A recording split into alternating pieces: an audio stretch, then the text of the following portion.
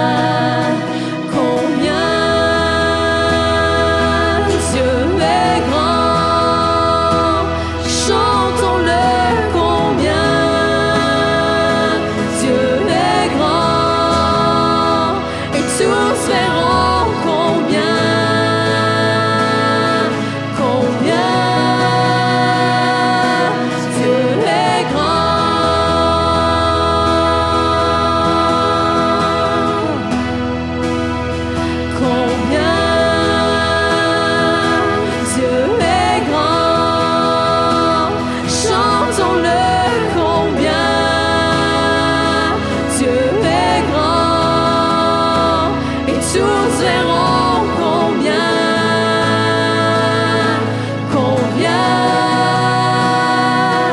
Dieu est grand.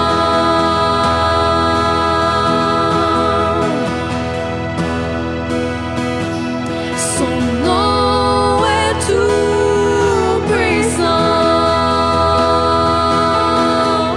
et digne de louange. Je chanterai combien Dieu est grand.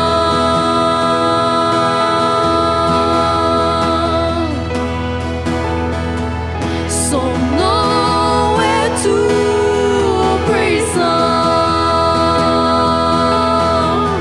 et digne de louange.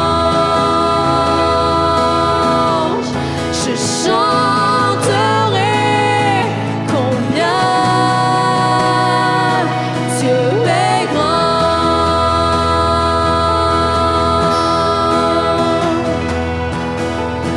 Combien Dieu est grand. Chantons-le combien Dieu est grand. Et tous verront combien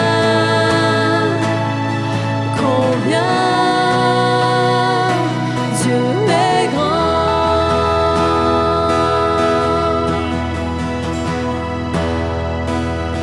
Combien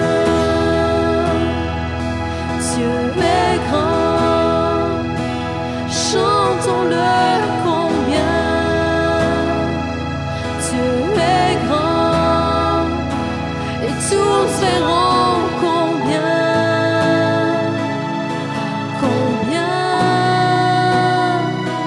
Dieu est grand.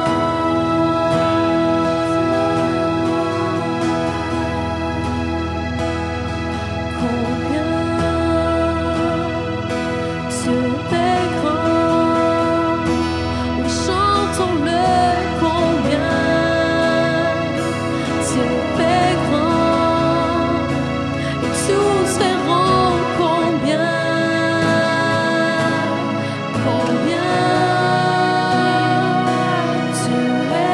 Dieu est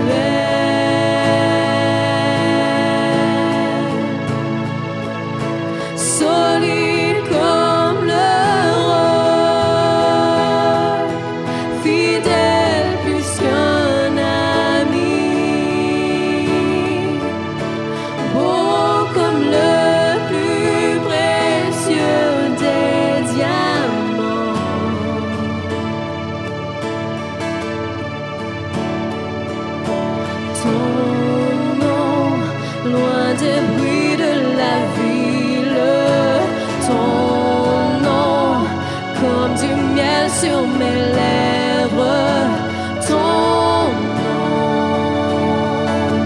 Ton nom, Emmanuel.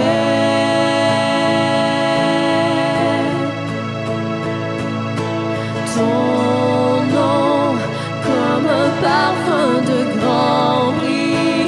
Ton nom, comme une brise légère.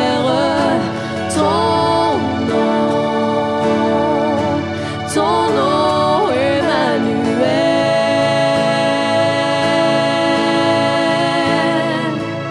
Solide comme le roc, fidèle plus qu'un ami, beau comme le plus précieux des diamants.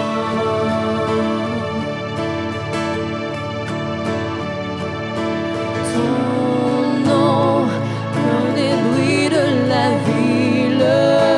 Ton nom, comme du miel sur mes lèvres. Ton nom, Emmanuel.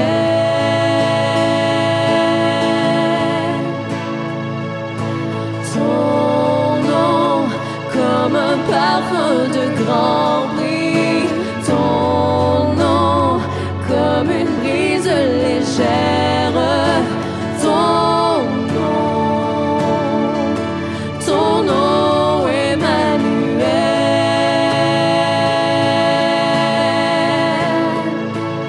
Solide comme le roc, fidèle plus qu'un ami,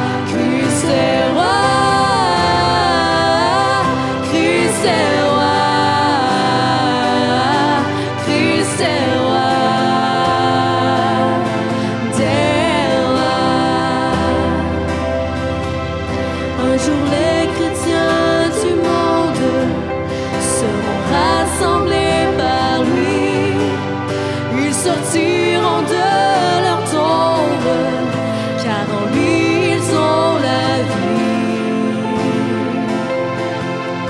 Ils formeront un royaume, la terre sera leur pays. Leur hymne sera un psaume à la gloire du Messie. Christ est roi, Christ est roi, Christ est roi des rois. Christ est roi, Christ est roi, Christ est roi des rois. Christ est roi, Christ est roi, Christ est roi des rois. Christ est roi, Christ est roi, Christ est roi des rois. Christ est roi, Christ est roi, Christ est roi des rois.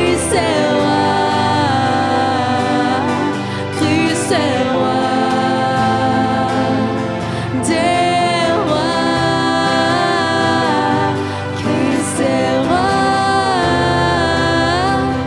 Christ est roi, Christ est roi des rois.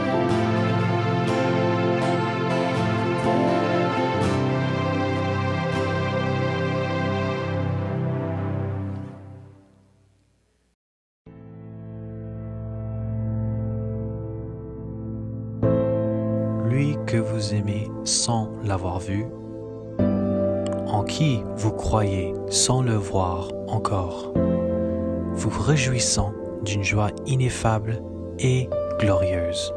1 Pierre 1, verset 8.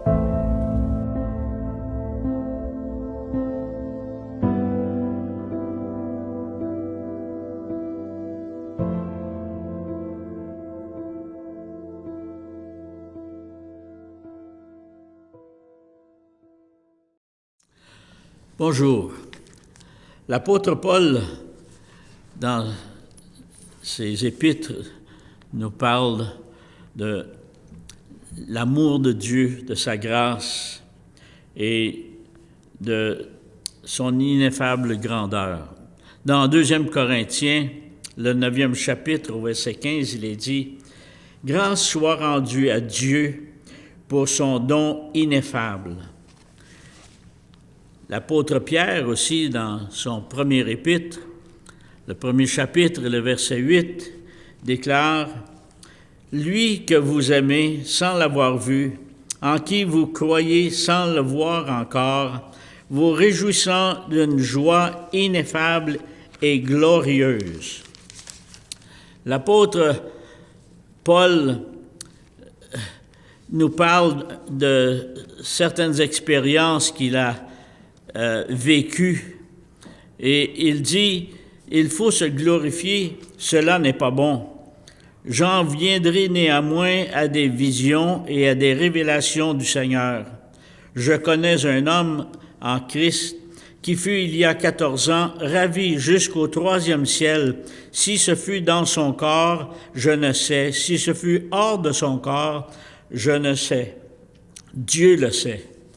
Et je sais que cet homme, si ce fut dans son corps ou sans son corps, je ne sais, Dieu le sait, fut enlevé dans le paradis et qu'il entendit des paroles ineffables qu'il n'est pas permis à un homme d'exprimer.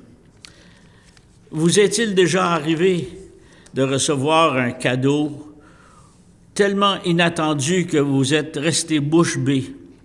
Ou peut-être avez-vous été témoin d'un incident à l'égard duquel il vous était impossible de décrire vos sentiments.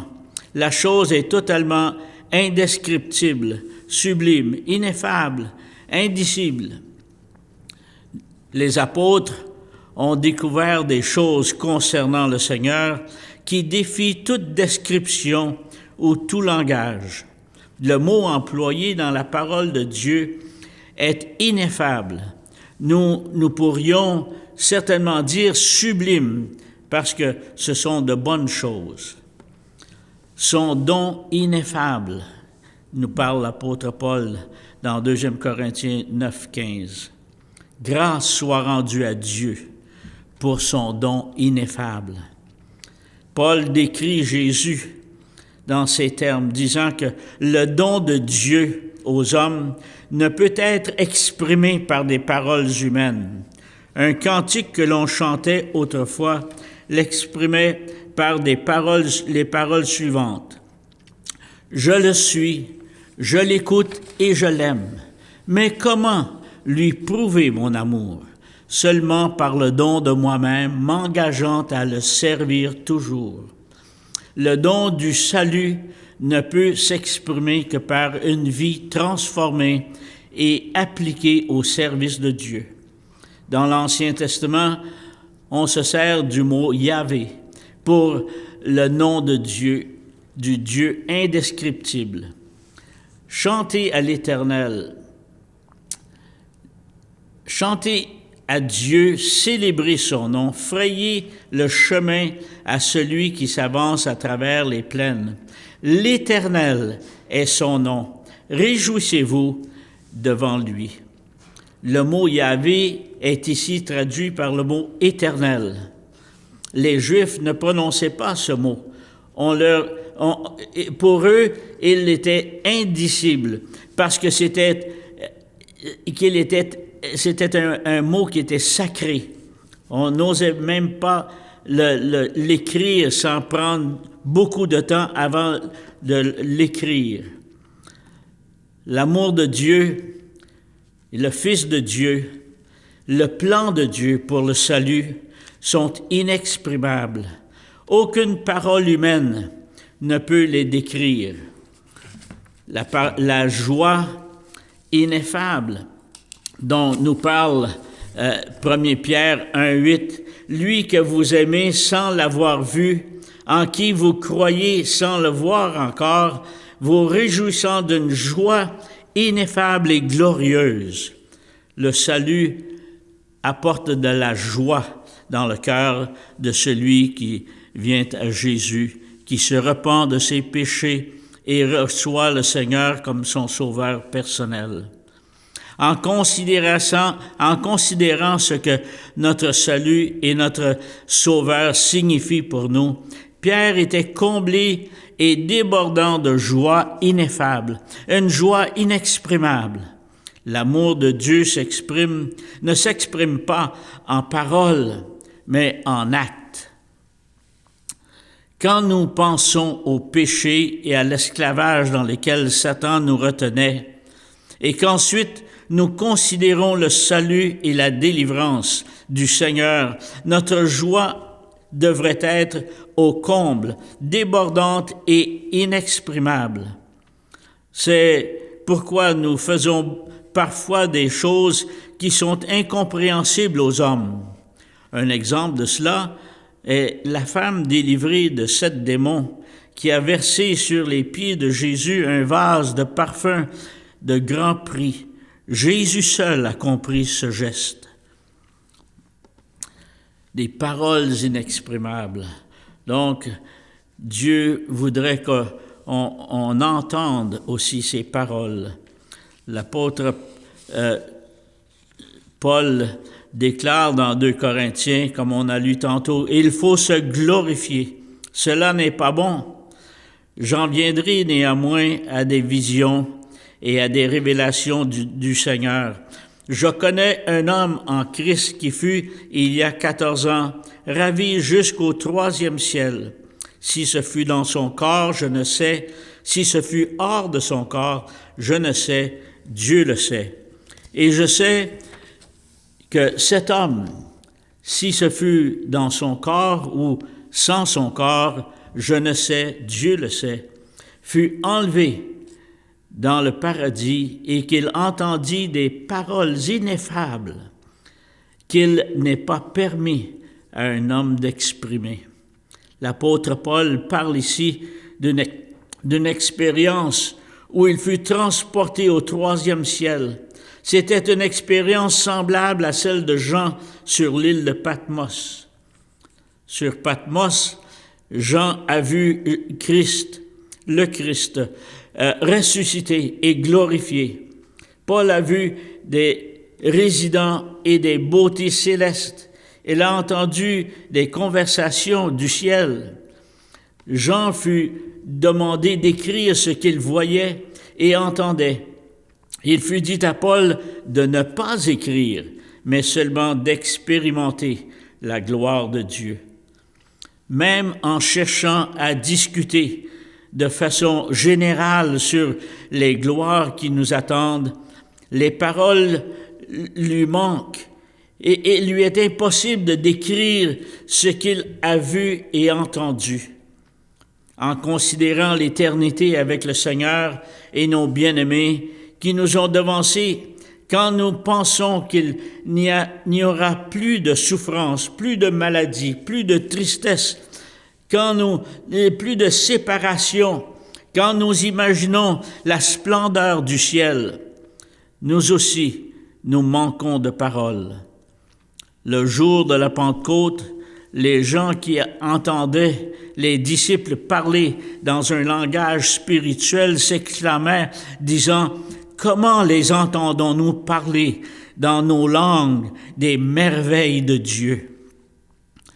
Notre destinée est ineffable, indescriptible, inexprimable, extraordinaire et sublime. Dieu nous appelle à une éternité sans fin, dans sa présence, dans la présence des siens, de tous nos bien-aimés qui nous ont devancés. Est-ce que vous êtes fatigué de ce monde charnel et temporel? Votre cœur aspire-t-il à la paix, la joie et l'amour ineffable? Si oui, demandez à Dieu de prendre contrôle de votre vie.